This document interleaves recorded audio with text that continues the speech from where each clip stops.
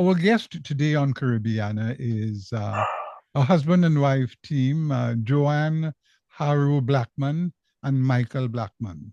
Welcome to our program, Caribbeana, ladies and gentlemen. Thank you so very much, Mr. Martin. Thank you, Mr. Martin, Right. for having us. It's our pleasure. Well, it's my pleasure because I'm so interested in your organization, NTOTO. Tell us about it. Who are you, the founder, Joanne, or tell us a bit about the organization? So I let Michael handle this one. I think he does a great job, so I'll allow him to speak at this point in time. Well, let's start with the name. It's a strange name to many people. Yes. But it has its roots in a Latin. It's a Latin derivative, en toto, meaning in total, something that even in local parlance we will say en toto, in total. Right. It means all embracing, all encompassing, And it was started maybe about 19 years ago when we were looking to give back something to the school that our last son attended. Yes. For SEA, and we just thought Joanne is always has a million ideas flowing around her head. So she said, listen, we're not going to buy pizza and ice cream that they just eat and just, let's do something that will impact them a little more. Right. And we remembered in our days that one did not have to procure stationery to do the common entrance in our days. Right. SEA. Right. So we decided, we treat the children to stationery packages. Right. Because that was done away with. Yes, Yeah. There was no longer, it wasn't given to you, the tools weren't given to you children anymore. would have to procure their own. Parents, yes. The parents. So we decided to get together and ask a couple of the business community, the fence line business community people to pitch in. And then with some of our other contacts, we were able not just to give the class of 70, but to give about 35 schools and 500 children. And that just took hold. It's so impressed the teachers that they came on the day we had the photo shoot to ask what else could we do with these children while they were waiting for the results. They had 6 weeks that they just in the classroom waiting for results. Right, so we came up with a program called Bridging the Gap, sound beginning to another level of learning, which basically dealt with the transition from primary to secondary school and gave the children some life skills to be able to go through, navigate secondary school life and all its challenges and life beyond. And coming out of that, you have several initiatives, one of which was our PAN side. We have, we do sport, we do culture, we do protocol and etiquette, we do academics. We have hosted during COVID, both in person and then when they shut that down, the online academics for children. We have scholarship winners. Give away tablets. We did the tablet thing when it went to e-learning. So that is who NTOTO is. NTOTO is about the holistic development of our youth resource in Trinidad and Tobago. Okay. Well, I see you're anxious and you wanted to put in something. Perhaps you can advance it a little further, Jackie, and talk a bit about the mission and perhaps the vision. Right. So, Joe? Our vision at the end of the day is to produce what we call leaders founded on morality and filled with integrity. Okay, people who can go out there and lead from in front and stand on what we promote as our logo, which is it's okay to do right. Right. Our motto, sorry. So we are about raising another cadre of leaders and managers who would have impeccable integrity and whose motto will be what we have taught, which is it's okay to do right. What caused you to reach to this level to think of that? Was it that the youth of Trinidad wasn't of much value? You saw that you needed more to input the youth? Well, we have both been involved in youth activities. I spent 17 years at an inner city school on Nelson Street. Incidentally, just a couple of days ago, there was a shooting very close to the school and the school had to be closed early and so on. Yeah. But I spent 17 years there and I would have been always involved. I ran the basketball program and table tennis program. Joanne was one of the first youth managers of a youth basketball team, national team that went abroad. Right. So we have always been involved. If I could add to that, when we thought of, coming together to create what we call the Bridging the Gap program, the things that would have informed that decision were, on my part, looking at national athletes, if I can call them that, the icons. and the icons generally. And you could see when a microphone is placed in, well, in those times, now you don't need that anymore, you have the clip on. But you put them to stand in front of a mic, and they hesitate. There's a level of discomfort. Or if they had to dine in visible, in a public forum. And you can see the hesitation. And I'm telling Michael, I believe that probably a lot of them may turn down invitations to even dine, at Buckingham Palace or at the White House in the US of A because of the lack of skills. The protocol and etiquette skills, and then on Michael's side, well, my 17 years spent, I would have seen children come in school one way, in secondary school, very innocent and pure, and leave all bent and twisted out of shape, by exposure to the drugs and the sex and all those different things. So we always had this, and we raised 5 children of our own. We have raised 5 children of our own. The eldest is 44, and the youngest is 29. 4 boys and a girl, and they're all doing quite well. So we know the challenges that parents have, and we wanted to share our knowledge and experience with other parents, and also, just as we would have done with the youths that would have passed under us, Joanne through the basketball program, and myself in the secondary school system, we would have engaged and helped so many youths and seen years after, when they come back to you and they say, "So, miss, remember me?" That kind of thing, that in itself is rewarding. So that is why we decided, look, this is the area, this is our passion. Let's continue in that area. Right. Does government give you any assistance? I mean, what kind of support do you get to run this critical organization? Well, that's if I can put it that way, it's a trick question. Only because we do not get any it is not, annual subvention. It is not anything that is how to put it. And whatever we get comes because we may put forward a proposal for a project, the execution of a project. For example, the YPAN project that we had there. We would have put forward a proposal. Yes. We would have had 4 projects lined up between September and December, and we sent that in.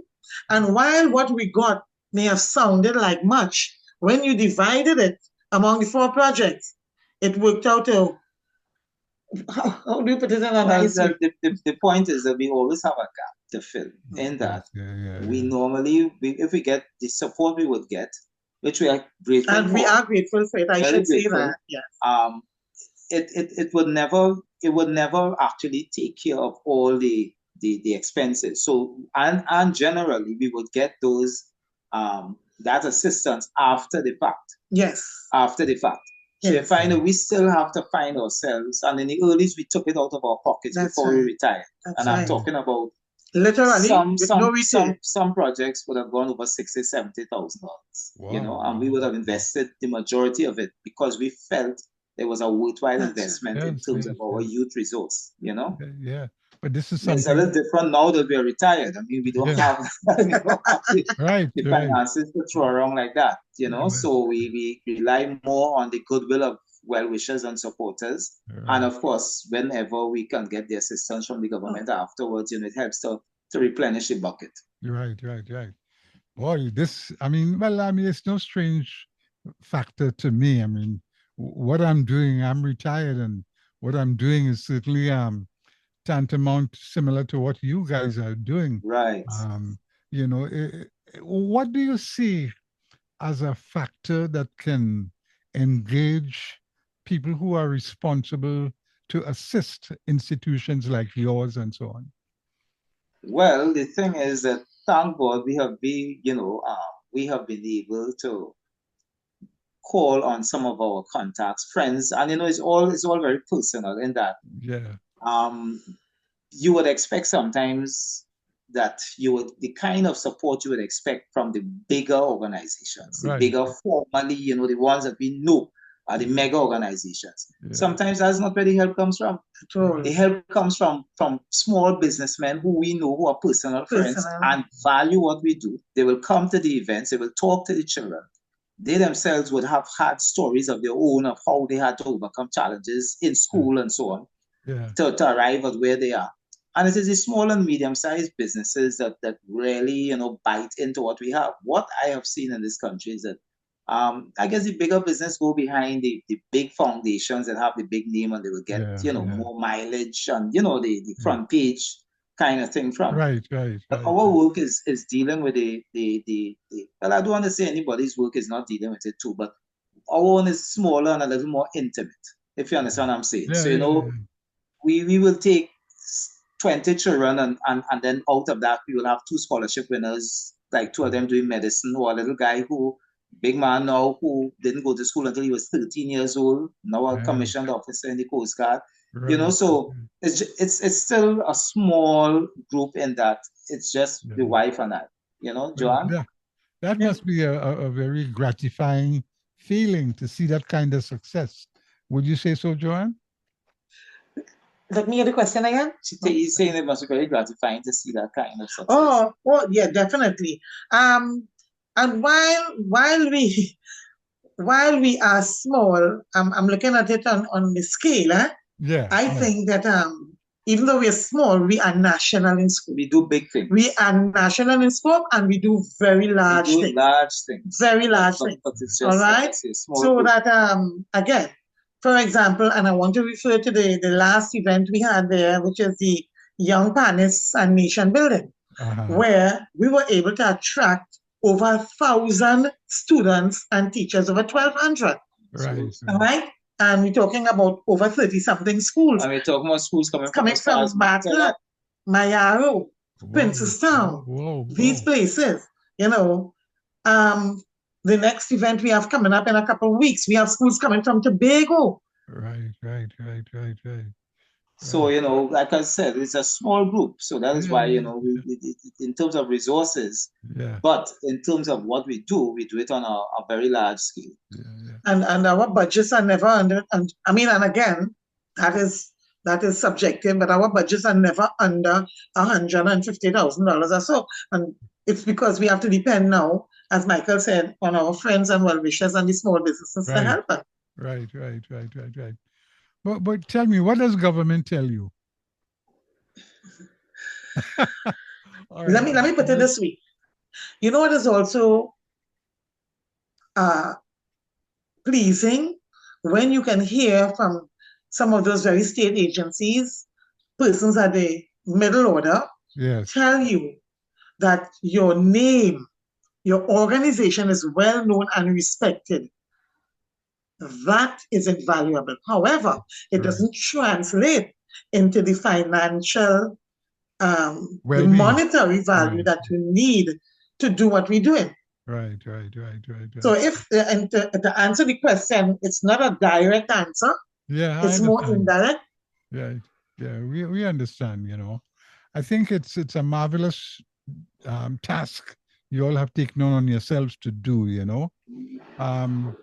So where do you see it? Do you have a future plan for the organization? Well, we would certainly want to use this opportunity to invite others out there to help us, because yes, we have big plans. One such plan is to have these students who are part of the NTOTO Youth Steel Assam and the NTOTO basketball team travel as early as 2025. Well, we're thinking of the concept basically is youth ambassadorship. That's right. So that they will be ambassadors of it's okay to do right. Right. And we would like in 2017, we would have taken students to the United States. They would have stayed in the Poconos, and we would have visited some of the colleges in the US on the campuses. Yes. And they would have met with the faculty and so on, because prior arrangements would have been made. They would have been expecting us. They engaged the children, would have spoken with them, done several, given them a tour of the campuses and stuff like that. Right. And actually, out of that, we have 2 scholarship winners who are doing medicine. That's almost finished with medicine right now. Yes. And a lot of them were doing well as also, some have started their own businesses. But the point is just the exposure and that trip abroad, and it would have expanded their vision. Yes. Our future thing, as John was saying, is to look at having more of those types of interventions and opportunities, affording the children more of those, carrying the message of NTOTO, out into the international, arena kind of thing.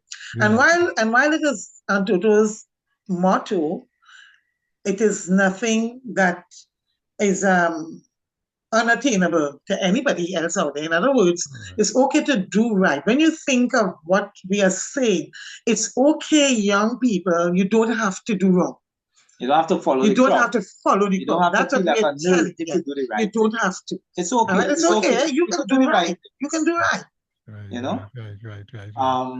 One other thing I'd like to say is that if anybody wants to research or to go on our webpage and so on, strange as the name is, we found out when we set up our webpage and so on, that there is another NTOTO in Ethiopia, a foundation that works, I think, with single women.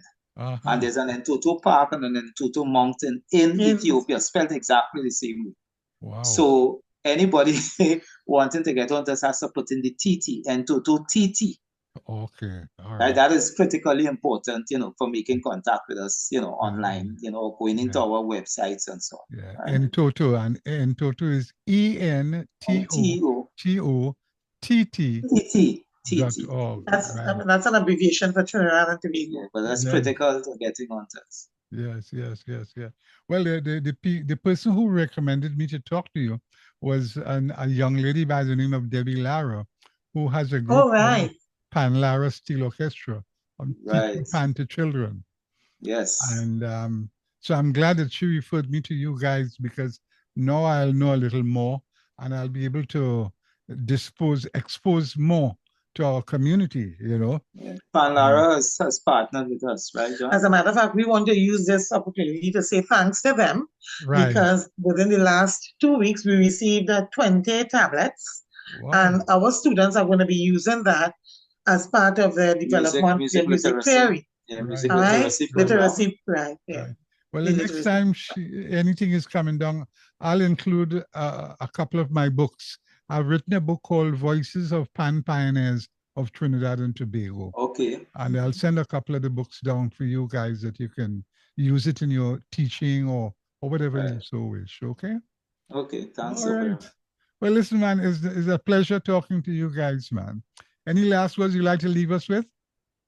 Well, I certainly want to say thanks for this opportunity. And we do have a lot of big things in store coming up between now and the end of the year for the NTOTO Youth Steel Assam. So we just want to ask people to keep their eyes and ears open for us. When you visit our Facebook or social media platforms, please comment. Don't just do a thumbs up, please comment. We would appreciate and welcome the feedback. And what we have in store are things that have not been done as yet. Yes. So we don't want to talk about it. When we do it, they would see it, and we would get the wows from it. I just want to say that we have been sort of, besides our innovation in terms of the type of interventions that we craft, I would say we have been leaders and pioneers in that. The very intervention we started, our seminal intervention, which was the SEA kits, is now embraced by the whole of Trinidad. Corporate entities doing it, MPs, the political people doing it, credit unions are doing it. Yes. Everybody has embraced it, and this is after us being the front runners and pushing it by ourselves. 1 year we did over 12,000 children. Of the 17,000. Right? Yes. And that is after having been pioneering and pushing. Now we have reached a point where it's a spot on. So we want to do that with all of our other interventions. We will continue to be the pioneers and push until others take it up and embrace it and run with it. And as Michael talked about that, maybe we could also mention our former patron, Mrs. Sharon Clark Rowley, and her support of that particular, all our interventions. And she was as a matter of fact, she surprised us with a visit at the YPAN event. So we were happy to receive her. It was really, really nice. So, and she's the wife of the Prime Minister. Oh, yes. Very, very supportive of NTOTO. And this is not just supportive by using her name. She comes, she's present, she would speak, and she would encourage. and she would also give from her personal resources. her She's personal one of the supporters as well. yes, yes, by her own personal yes, resources. You know. Right. Well, listen, thank you very much, Michael and Jackie. It's been a pleasure talking to you. Joanne, Michael yes. and Oh, I'm sorry, Joanne Harrow. I probably look like a Jackie, Yeah. but that's okay. Yes. All right. Well, you take care. Good luck, and we'll keep in touch following you guys. Okay. Will do. Okay, thank you very much. Thank All you. right. That's the Same to pleasure you. was ours. All right. I've been speaking with Michael and Joanne Harrow Blackman, and both of NTOTO.org. This is Von Martin. Caribbeana continues.